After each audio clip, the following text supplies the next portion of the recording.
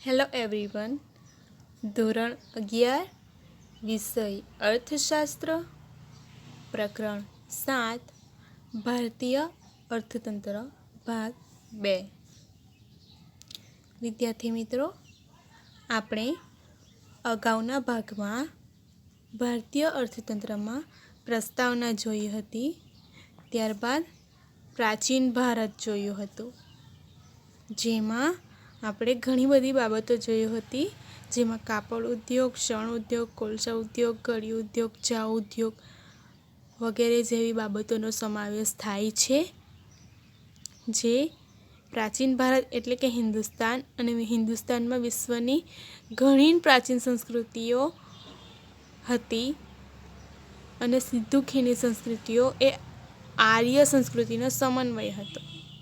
આ બધી બાબતો આપણે જોઈ ગયા હતા. ત્યારબાદ આપણે જોયું રોજગારીનું માળખું, જેમાં ખેતીનો સમાવેશ થાય છે, ઉદ્યોગનો સમાવેશ થાય છે અને સેવાનો સમાવેશ થાય છે. ત્યારબાદ આપણે જોયું હતું સ્વાતંત્ર્ય પહેલાંનું ભારતનું અર્થતંત્ર, જેમાં આપણે વિવિધ મુદ્દાઓ પૈકી 3 મુદ્દાઓ જોયા હતા. જેમાં જોયું હતું બ્રિટન શાસન દરમિયાન ભારતને ઓછા પ્રમાણમાં અને સારા પરિણામો અને વધુ પ્રમાણમાં ખરાબ પરિણામોનો સામનો કરવો પડ્યો. જેમાં પહેલું આપણે જોઈ ગયા હતા રેલવે, બીજું જોયું હતું માર્ગ પરિવહન અને ત્રીજું જોયું હતું બેન્કો. તે પૈકી હવે આજે આપણે અગાઉનો મુદ્દો જોઈશું, જે છે સામાજિક માળખું. અંગ્રેજ શાસન દરમિયાન થયેલ અન્ય ગણનાપાત્ર કાર્યોમાં બાળકીને દૂધ પીધી કરવાનો રિવાજ નાબૂદ કરવામાં આવ્યો હતો, અને પિંડારાનો નાશ કરવામાં આવ્યો હતો, અને ત્યારબાદ સતી પ્રથા રિવાજ રોકવામાં આવી હતી. ભારતીયોને આ આપેલ સાથ સહકાર ઘરના પાત્ર ગણવામાં આવે છે. વિદ્યાર્થી મિત્રો, આપણે અહીં જોઈ શકીએ છીએ જે સતી પ્રથા નાબૂદ કરવામાં આવી અને દીકરીને દૂધ પીતી કરવાનો રિવાજ નાબૂદ કરવામાં આવ્યો હતો.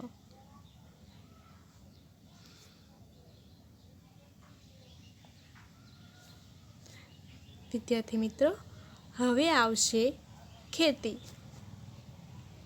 અંગ્રેજ શાસન દરમિયાન ભારતીય ખેડૂતો પાસેથી ઊંચા દરે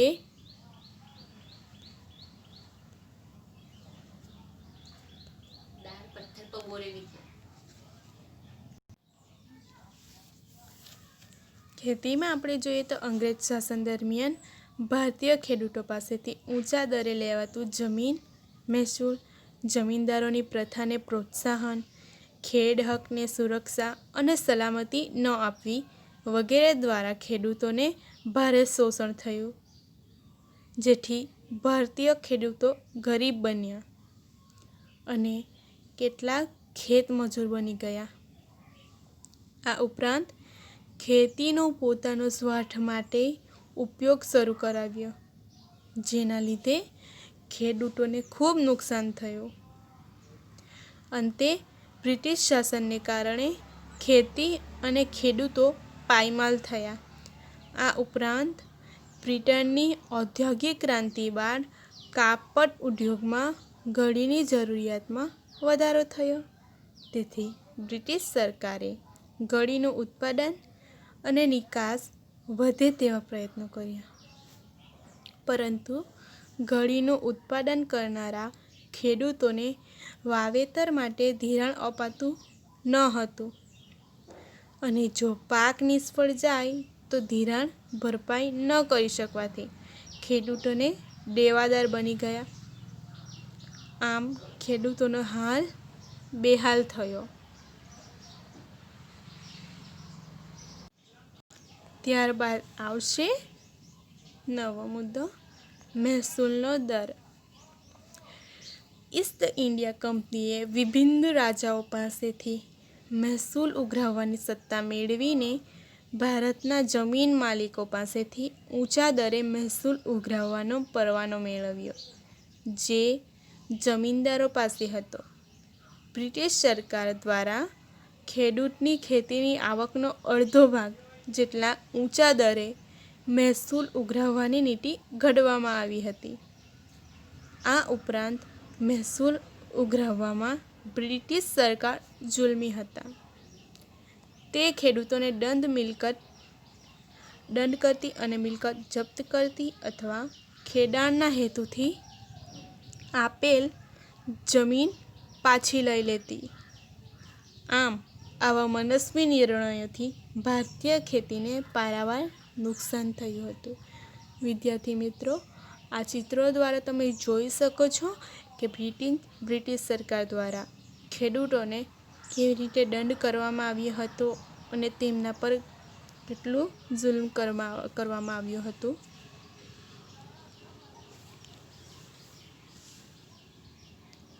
ત્યારબાદ આવશે કરવેરાનો ઊંચા દરો.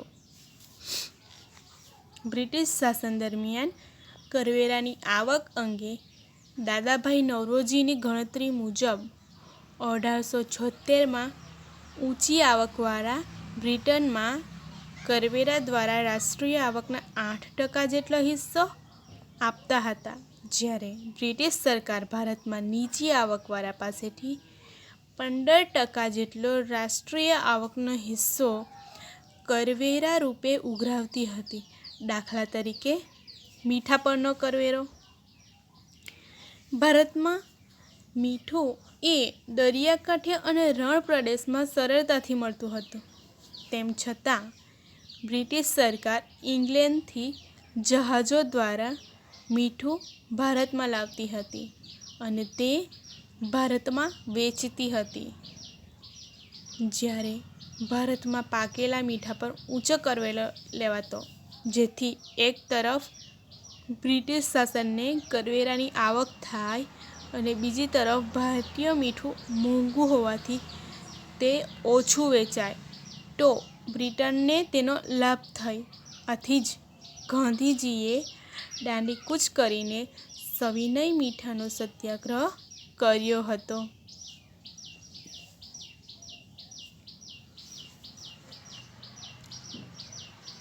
ત્યારબાદ આવશે જકાતના વિવિધ દરો.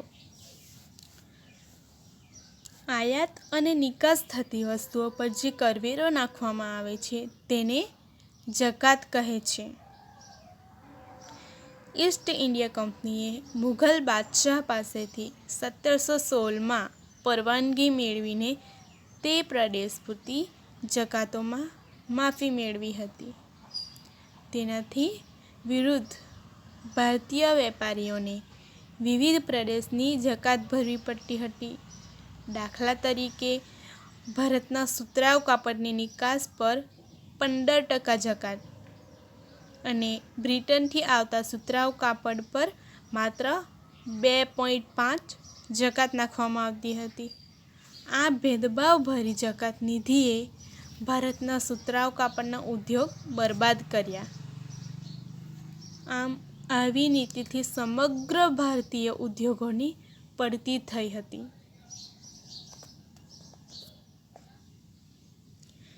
હવે આવશે ઉદ્યોગ નીતિ. બ્રિટનમાં ઈસવીસન 1750થી 1830ના સમયગાળા દરમિયાન ઔદ્યોગિક ક્રાંતિ થઈ. તે સમયગાળા દરમિયાન બ્રિટિશ ઈસ્ટ ઇન્ડિયા કંપનીએ ભારતમાં સત્તા સ્થાપિત કરવાની શરૂઆત કરી દીધી હતી. જ્યારે ઈસવીસન 1858 સુધીમાં દેશનો ઘણો ભાગ અંગ્રેજોના શાસન હેઠળ આવી ગયો હતો.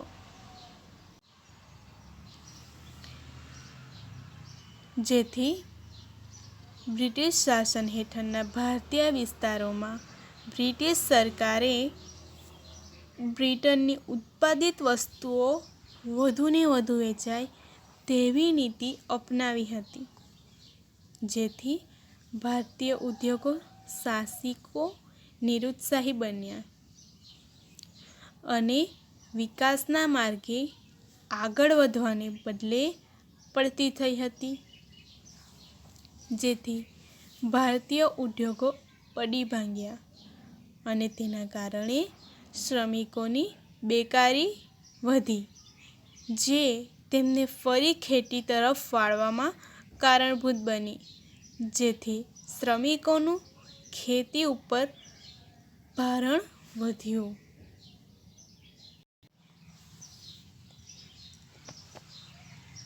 તો આમ આપણા ભારત દેશને બ્રિટિશ શાસન દરમિયાન ઓછા પ્રમાણમાં સારા પરિણામો અને વધુ પ્રમાણમાં ખરાબ પરિણામોનો સામનો કરવો પડ્યો, જે આપણે અહીં જોઈ ગયા છીએ. તો વિદ્યાર્થી મિત્રો, આજે આપણે શું શીખ્યા તે હવે જોઈશું. આપણે આજે જોયું હતું સ્વાતંત્ર્ય પહેલાંનું ભારતનું અર્થતંત્ર, જે પૈકી આપણે રેલવે, માર્ગ પરિવહન અને બેન્કો, જે આપણે ભાગ નંબર 1માં સમજી ગયા હતા. અને આજે આપણે જોયું સામાજિક માળખું, ખેતી, મહેસૂલનો દર, કરવેરાના ઊંચા દરો, જકાતના વિવિધ દરો અને ઉદ્યોગ નીતિ. આજે આપણે ભાગ 2માં આ બધા મુદ્દાઓની ચર્ચા કરી અને અગાઉના ભાગમાં આપણે હવે જોઈશું આર્થિક શોષણ, હસ્તકલા કારીગરનું શોષણ, મૂડીરોકાણ પ્રવાહ અને વિવિધ ભરવાના બોજો. આ મુદ્દાઓ છે સ્વાતંત્ર્ય પહેલાંનું ભારતનું અર્થતંત્ર. ત્યારબાદ આપણે જોઈશું સ્વાતંત્ર્ય પછીનું ભારતીય અર્થતંત્ર.